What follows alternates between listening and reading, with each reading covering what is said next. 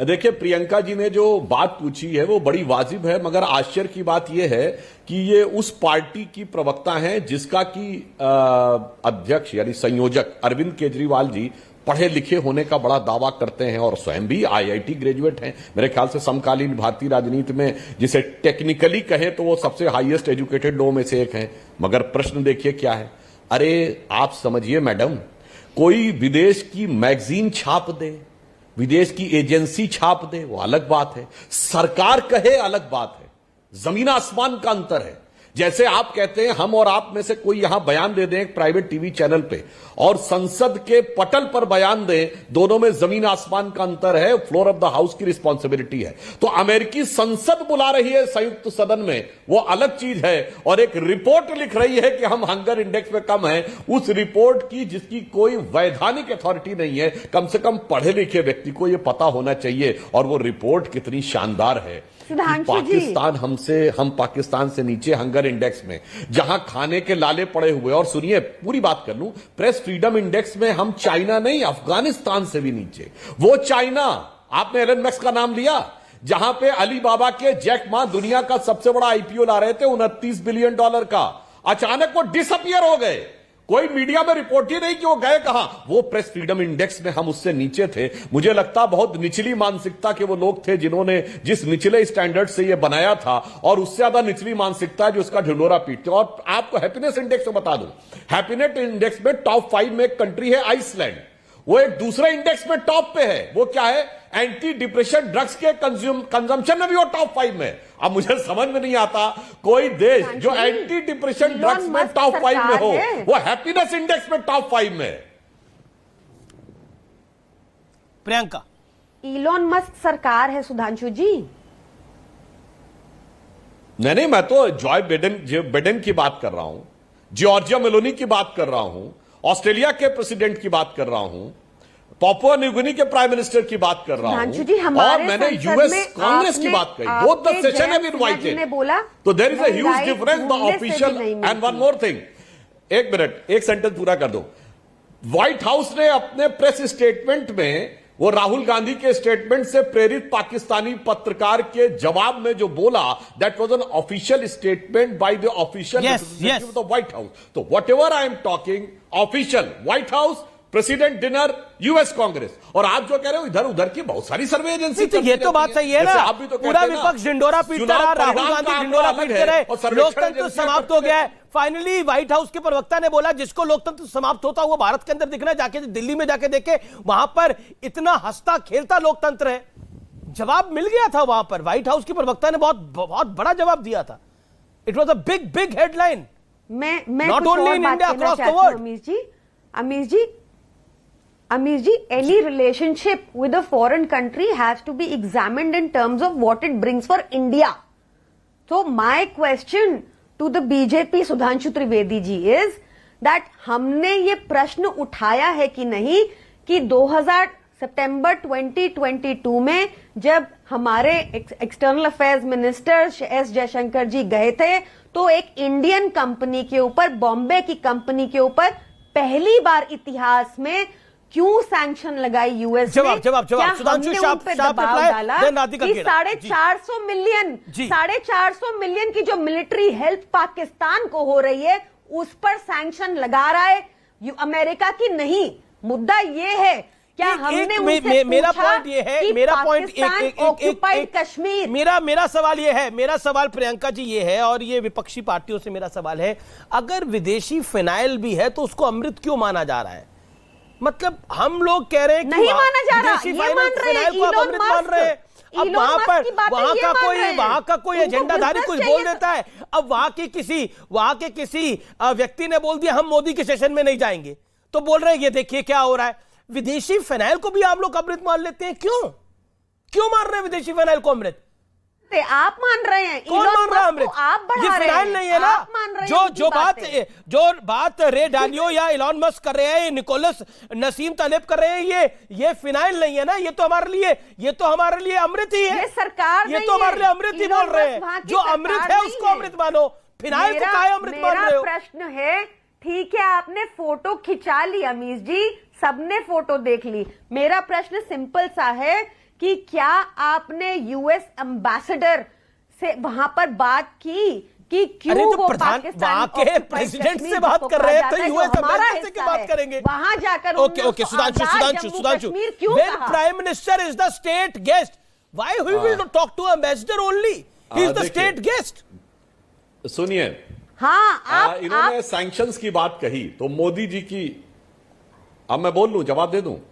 देखिए अमीश जी, इन्होंने सैंक्शंस की बात कही तो मुझे याद आ गया कि मोदी जी की कूटनीतिक दक्षता का प्रमाण देखिए। आज यूएस ने सैंक्शंस लगा रखे हैं रशिया के ऊपर और हम रशिया से बिगेस्ट ऑयल इंपोर्ट कर रहे हैं to the tune of 1.96 million barrel per day और स्टिल अमेरिका हमको स्टेट डिनर पे बुला रहा है।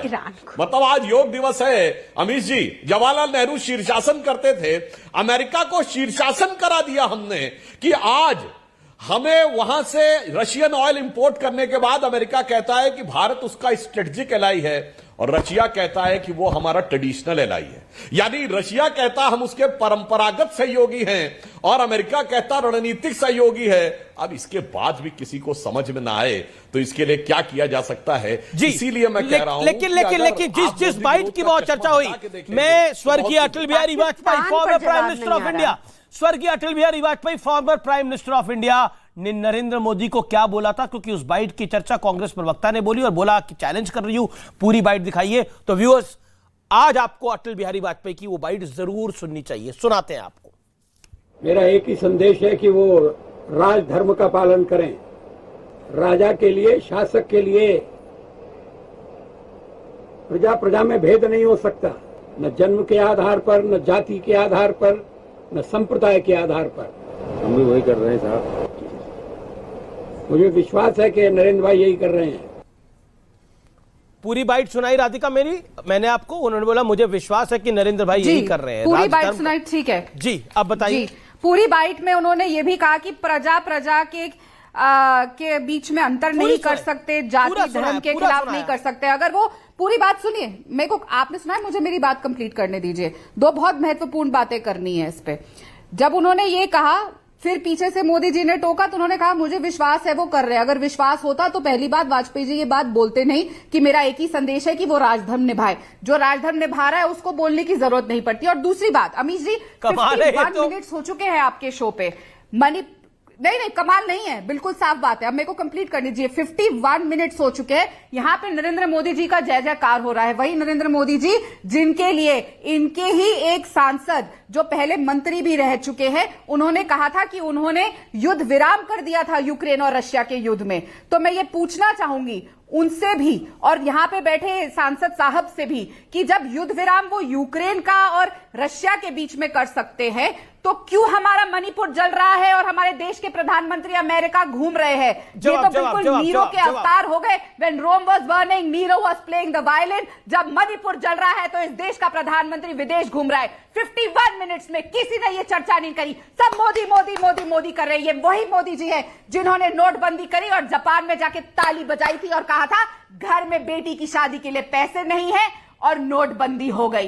ये इस देश के प्रधानमंत्री का डंका है जब हमारा देश का एक हिस्सा जल रहा है मणिपुर। अब प्रधानमंत्री जी की वाहवाही हो रही है कि उन्होंने योगा करवा दिया, आप घर की बुझ नहीं रही और दूसरे देश में जाके आप तालियां बजवा रहे हैं। शर्म आनी चाहिए मीडिया को भी। जवाब ले लेते हैं।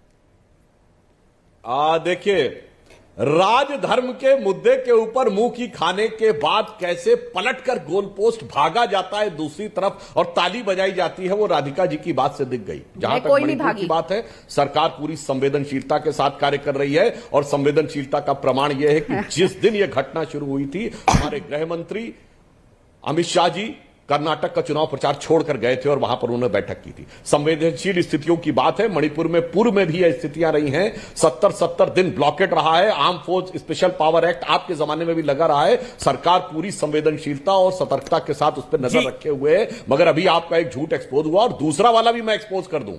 जो आपने कहा था सिर्फ मीडिया रिपोर्ट्स कोट की है, मोदी जी ने कभी वीजा के लिए अप्लाई नहीं किया था। आपकी सरकार ने नेशनल ह्यूमन राइट कमीशन की रिपोर्ट भेजी थी यूएस एम्बेसी को कि इसके बेस पे डिनाई कर दीजिएगा।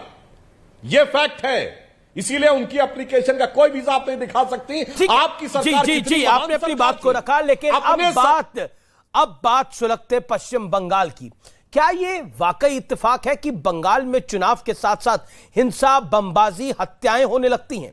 2018 में पंचायत चुनाव के दौरान 20 लोगों की हत्या हुई थी। 2019 लोकसभा चुनाव के दौरान भी हिंसा हुई। 2021 विधानसभा चुनाव से पहले और बाद में काफी खून बहा। और अब एक बार फिर जब पंचायत चुनाव होने वाले हैं तो फिर हिंसा हो रही है। लोगों को टारगेट करके मारा गया। अब तक 6 से ज्यादा लोगों की जान जा चुकी है।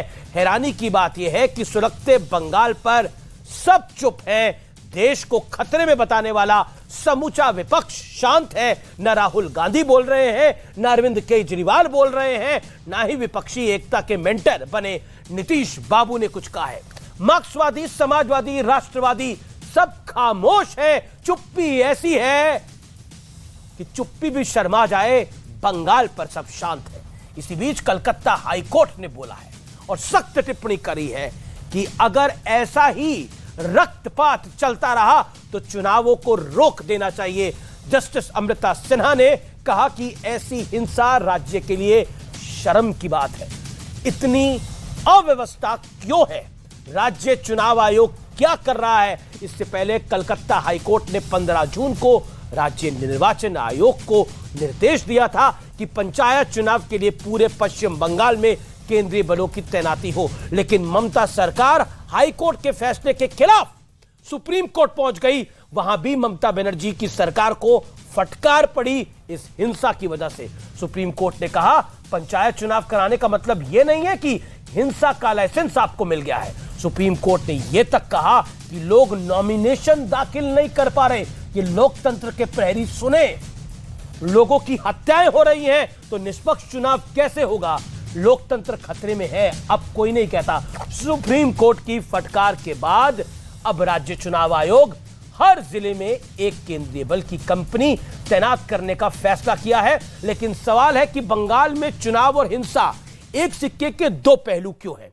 क्या दंगाई पुलिस प्रशासन से ज्यादा ताकतवर हो गए हैं या फिर जानबूझकर दंगाइयों की तरफ आंखें बंद कर ली जाती है? क्या यह सेकुलरिज्म का ममता बनर्जी वाला वर्जन है? मैं ऐसा इसलिए कह रहा हूं क्योंकि 20 जून को ममता बनर्जी ने बंगाल दिवस मनाने को भी खिलाफ थी। दरअसल आजादी से पहले पश्चिम बंगाल और पूर्वी बंगाल की जॉइंट लेजिस्लेटिव असेंबली ने पाकिस्तान के साथ जाने के लिए वोट दिया था। यहां समझने की बात यह है कि पूर्वी बंगाल मुस्लिम बहुल और पश्चिम बंगाल हिंदू बहुल था। बाद में पश्चिम बंगाल की असेंबली में सेपरेट वोटिंग हुई और फैसला भारत के साथ जाने के पक्ष में आया। भारत का बंटवारा धर्म के आधार पर हुआ था, इसलिए पूर्वी बंगाल में जो मुस्लिम बहुल था उसने पाकिस्तान के साथ जाने का फैसला लिया और पश्चिम बंगाल जो हिंदू बहुल था वो भारत में रहा। सवाल यह है कि ममता बनर्जी बंगाल दिवस मनाने के खिलाफ क्यों थी? आज मैं ये सवाल आपके लिए छोड़ के जा रहा हूं क्योंकि सेकुलरिज्म के इस डबल स्टैंडर्ड पर फैसला आप ही को करना है। क्योंकि कोई सेकुलरिज्म का सूरमा, मास्टर, नेता या फिर प्रोफेसर या फिर कोई और या फिर कोई तथाकथित बुद्धिजीवी कुछ नहीं बोलेगा बंगाल पर और सब चुप कर जाएंगे क्योंकि बंगाल उनके एजेंडा को सूट नहीं करता। फिलहाल आर पार में इतना ही। नमस्कार। अगला कार्यक्रम अमन के साथ।